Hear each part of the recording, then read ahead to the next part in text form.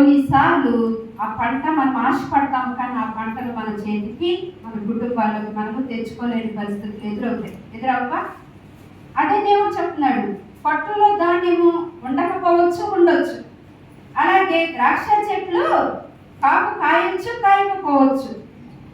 అంజూరము కాయచ్చు, కాయకపోవచ్చు. ఒలీవ మొక్కలు కాయచ్చు, కాయకపోవచ్చు. కానీ దేవుడు ఏం చెప్తున్నాడు, ఇది మొదలుకొని మిమ్మల్ని నేను ఆశీర్వదిస్తానని దేవుడు మనతో వాగ్దానం చేస్తా ఉన్నాడు. నిజంగా చూస్తే ఈ లోకంలో మనకి ఉన్న ఋతువులను బట్టి ఫలాలు మనం పొందుకుంటా ఉంటాం కదా.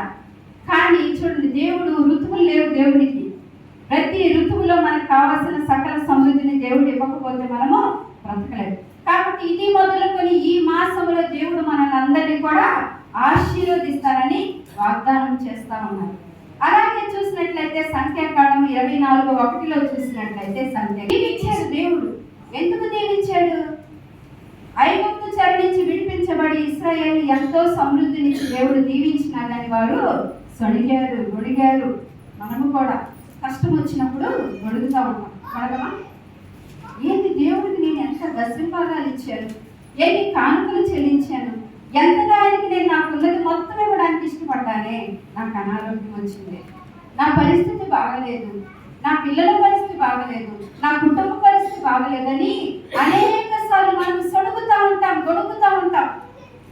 అలాగే ఇశ్రాయేలు ప్రజలు కూడా గొనిగారు. మాకేంటి, మాకు తీసుకొచ్చావు, మాకు సమృద్ధి లేదు, తినడానికి ఆహారం సరిగ్గా లేదు అని ఒక్కొక్కటి దేవుడు సమృద్ధిగా ఇచ్చినా కానీ వాళ్ళు భుజిస్తూ ఉన్నారు. మరలా వాళ్ళకు ఎగుటొచ్చేసేసింది. తినే ఆహారంలో వాళ్ళకి లేమిడిలో నుంచి ఉన్న స్థితిలోకి దేవుడు తీసుకొస్తే దేవుడిని స్తుతించాల్సింది పోయి వాళ్ళు ఏం చేశారు చెప్పండి? సణిగేరు, గొడిగేరు. మోషే మీద ఎంతో ఆయాసపడ్డారు. దేవుడు ఇస్తున్నాడు కానీ దేవుడిని వాళ్ళు స్తుతించట్ల. మొదట స్తుతించారట. సముద్రాన్ని దాటించినప్పుడు, గోడల్లాగా నీటిని చేసినప్పుడు, ఆరని నెలలో నడిపించినప్పుడు, అయ్యా మమ్మల్ని దాటించావు, మమ్మల్ని కాపాడని స్తుతించారంట. ప్రతిగానాలు చేశారంట. ఆ దాని నుంచి ఈ దానికి చేరే వరకు ఎంతగానో దేవుని పైన ఆధారపడ్డారంట. తర్వాత ఆ దాని నుంచి ఈ దానికి చేరాక కొంతకాలమే ఆ స్థుతి ఉన్నదంట. తర్వాత స్థుతి లేకుండా వాళ్ళు ఏం చేశారంటే వాళ్ళు ఇష్టం వచ్చినట్టుగా ఆయాసపడటం జరిగింది. అయినా కానీ కరుణ కలిగిన దేవుడు వాళ్ళని విడువకుండా ప్రేమిస్తానే ఉన్నాడు. వాళ్ళకి కావాల్సిన సమస్తం ఇస్తా ఉన్నాడు.